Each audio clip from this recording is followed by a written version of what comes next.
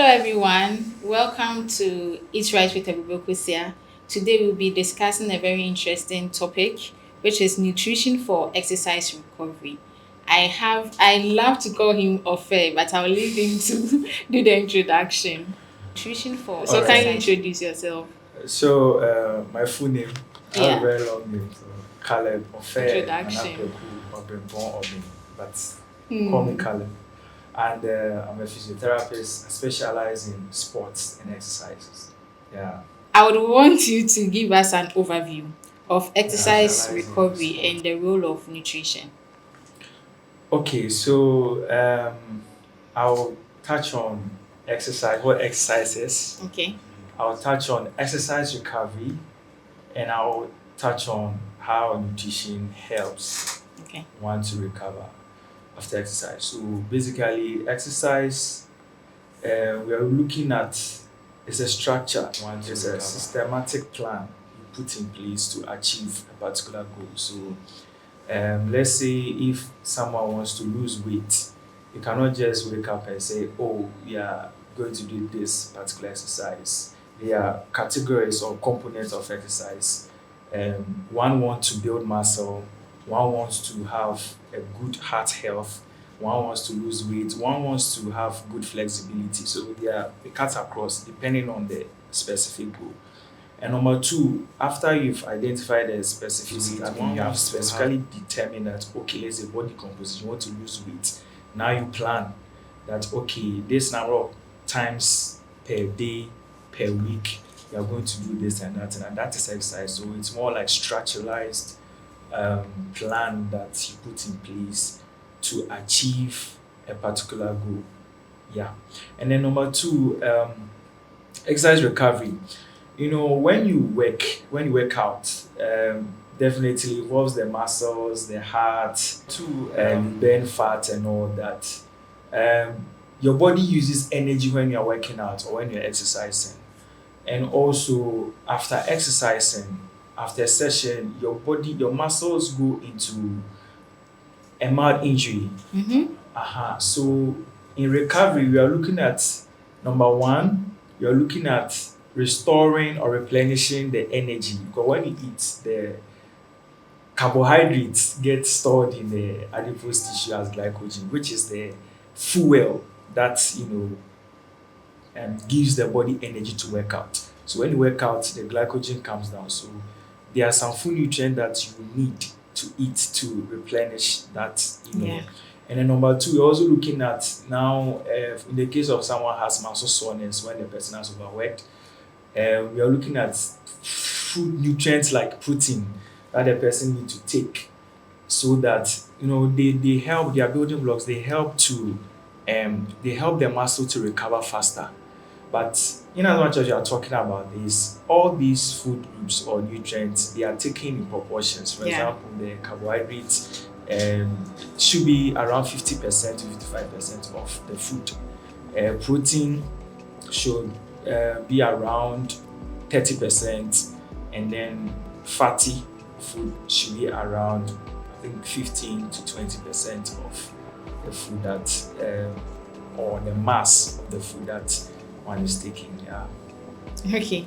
I like the fact that you mentioned that before you even decide to work out, you plan for it. Yeah.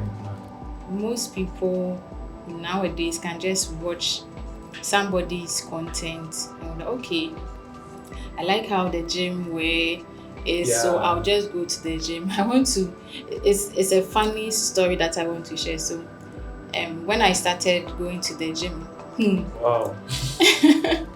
yes, I have to keep fit. So I made sure I went at a time that I think my body is okay to to go through the initial shock. Yes, so to make sure that I am not feeling sick, I am not feeling lightheaded. Yes, so that when I go, I'll be able to get the maximum like benefit. That Benefits, yes, right. especially for the initial ones, because before I even decided to start the gym, I had a conversation with my family, my mom and my brother, and they were giving me things I should expect, so that when I encounter them, I'll not give up and focus on the goal that I want to achieve. Yes. And then along the line, I realized that I was feeling lightheaded. And it was because I want flat tummy. So I was like, okay, then let me reduce the I think portion. you already have flat. I said, let me reduce the portion I am having and then still be doing the same hours that I was doing at the gym. Then my gym instructor prompted me that no, with what you are doing, it's important you keep on eating the same portion that you because my BMI is in the normal range. I want you to touch on the importance of one, including the nutrition and then exercise, so that you wouldn't end up doing harming yourself instead of yes. Good. Okay, so when we were talking, some things were coming into mind. Exercise is measured. Yes. And let me take it from this perspective. Exercise can be measured, and we look at various aspects, including talking about measurement. We're looking at we have something we call FITT principle: the frequency, the duration of the exercise, the intensity, and then the type or the kind of exercise that you are doing. Briefly, we have exercises that are centered on cardiovascular endurance. That if you want to have a good heart health.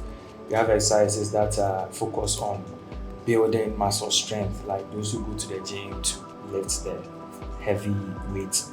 We have exercises that are focused on endurance, muscle endurance, which is different from muscle strength. We have exercises that focus on, flexibility, like stretches. People do yoga. Yeah. We have exercises that focus on, losing weight or gaining weight, body composition.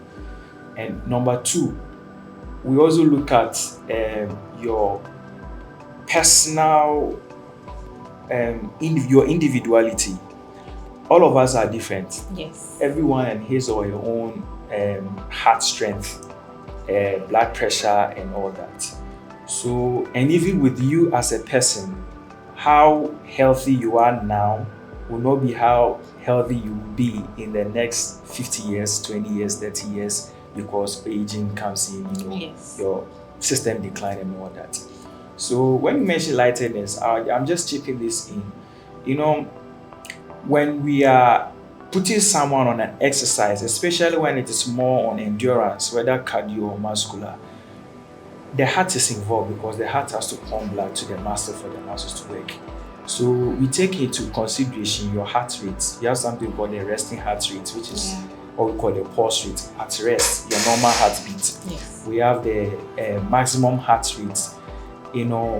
They have some formulas and calculation they use. Yes. I think for women, they said 220 minus your age. So let's say if you are 30, you subtract 30 from 220, which is 190. That is your maximum heart rate.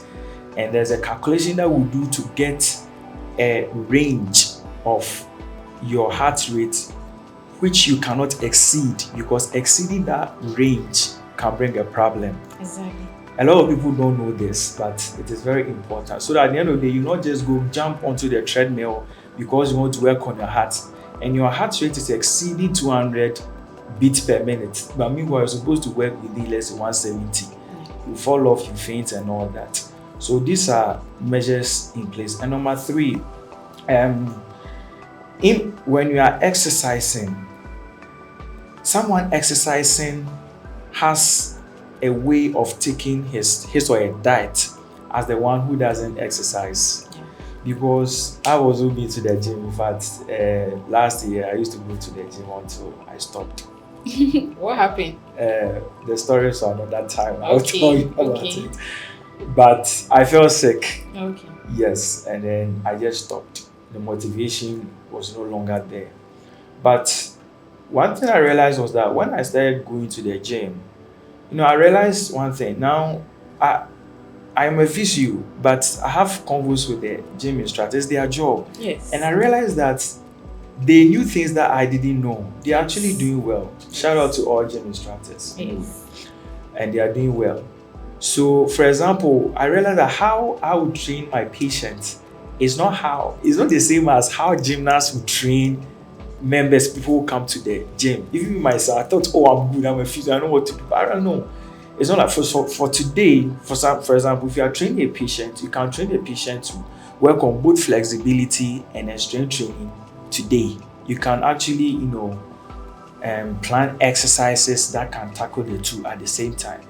The gym is different. If today is leg day, it's leg day. You are focusing on strengthening the legs. So you do exercise like squats, the one that you put the weight at your back and you squat and all that. It's leg day. Another day is going to be cardio. And I was going one evening and I learned a lot of stuff. So with that, I would say that you have to speak to your instructor. Yes. With that, also food. In between or during the season of you going to the gym or exercising, there are some food that you need to take. When you are someone who, if you didn't work out and now you are working out, for example, if you are lifting up weight as a man, you realize that now that you started going to the gym, lifting weight, after a week or two, you realize that you get hungry easily, you crave for food faster.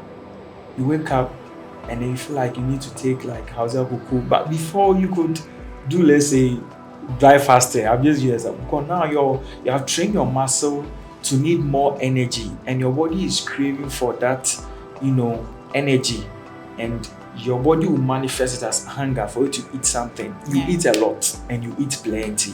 So that's one of the things you're supposed to know about that too. It's not every food that you need to take. Like I was talking about, food that is rich in carbohydrates, food that is rich in protein. Carbohydrates will help replenish the energy. Protein will help repair the muscles. Hydrolytes will also help with fluid balance. And then also fatty food like omega-3, salmon, tuna, sardine, they also help. They are also like antioxidants. And lastly, let me talk about this. So, when you work out, there is what we call the ROS, reactive oxygen species.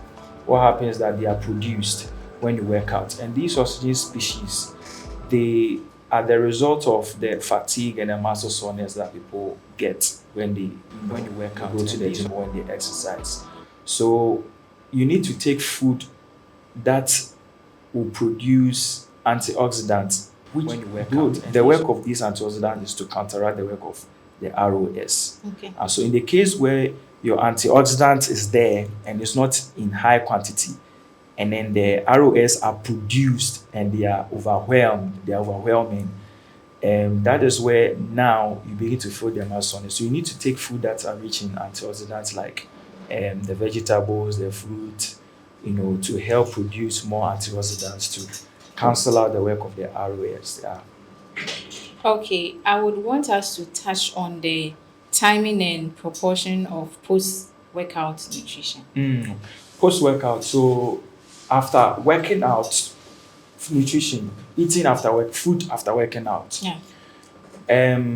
So after working out, well, there's a standard after working out. We have 0 to 30 minutes post workout.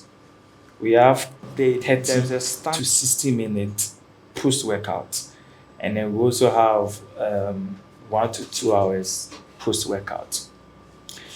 You can do any, but in the case of 0 to 30 minutes of post workout, you should take a light snack, let's say banana. Hey, Three. I'm doing it all So wrong. 0 to for I'm just coming. It's not a fixed a light snack. Okay. 30 to 60 minutes is where you can consume food in a higher quantity, carbohydrates, protein, fats, but in their right proportion. Carbohydrate 50%, protein quantity, 30%, fats 20%. And it's believed around that time where the insulin is on the rise. Insulin is responsible for breaking down the sugar. So it's a time for you to take in the carbohydrates so that they can work. So But Okay. 1 to 2 hours after 1 to 2 hours post exercise, after exercise or workout, you can take a snack, something lighter than the heavy meal. But within the 30 minutes to 60 minutes after workout is where you can actually eat, because that is time that your body is actually craving for much food. Hey, okay. So from the gym to my hostel, it's about 30 minutes walk. But then I'll be going with my gym partner, so we'll be having conversations. So let's say I think I fall within the 1 hour because the conversation, and then when I go, I'll confess. After gym, I go and buy gobe to go and eat. I don't know, for some strange reason I can't take the porridge or something. I prefer Oh, to eat the gobe. Gobe is gari and then beans with ripe plantain or sometimes potato, or yeah. yeah, fried potatoes. Yes. For some strange reason, I I want to eat heavy. Yes, I want to eat it because I really want to keep my tummy flat. So I don't want to have the tendency of eating late. So after the gym, around 45 to 1 hour, I take the What gari time and do you beans. close from the gym? And the gym is from 6:30 to 8 or 8:10. PM No, or AM? AM, Oh, yes. okay. So by let's say 9:30 or 10, I'm So eating the like an gobe. hour. It still fall within the 30 to 60 minutes as I was talking. Gobe is a local term we give to gari and then beans with ripe plantain or fried potato, sweet potato. Yes. So I like taking it, I think, between 45 to 1 hour after I'm done with. Yes. After post workout. Yes. Yeah, this is good. Like I said, it still contain the carbohydrates. You have seen potato or the fried plantain. That's the beans, which is the protein, and the a bit of the fatty or oily, which is the oil, the palm oil used to stir with the beans. I'm a fan Yes. of gobe, gari and beans though. Yeah. The oil has to come with the andano. Yeah, Yeah. they call it zoomi. Yeah, so it's actually good, so you can make sure that you get a lot of the potatoes and the ripe plantain. That will help. Yeah. Okay, so Ofe, kindly give me your last words of this topic. All right. So viewers watching, um, I know most of us here are very poised to work out. You want to uh, slim down, you want to lose weight. Maybe a father watching, you've seen that you're taking beer, you've gotten pot belly. A mother, you see that probably you need to lose weight, or you feel like you just take a few steps, you climb the stairs and you are panting. You want to build six packs, you want to get chest muscle, you want to get a very nice curves. It's very important that if you want to do this before you start working out, speak to a physiotherapist, speak to a dietitian or an exercise nutritionist, and also speak to your gym instructor so that they will help you, score your goals. They will help you schedule the days and then the times that you have to do the exercises. When I said exercise can be measured, I mean you can also measure progress, which I'm Yeah. going to talk about. But you can measure progress and you don't stop exercise even though you think that you have arrived. It's an everyday activity. Some of the exercise you do them 5 days a week. Some of them you do them every day. Some of them demand that because of how stressful it is, and you need much recovery, it's muscle recovery. You need to do 2 times or once a day. So just speak to any of the professional you need much mentioned, and they can help you. Yeah, thank you. We appreciate you staying with us till the end. You'll definitely have Ofe back to talk more on other aspects that due to time we couldn't talk about. Once again, I'm Ebubo Kosia, and this is Eat Right with Ebubo Kosia.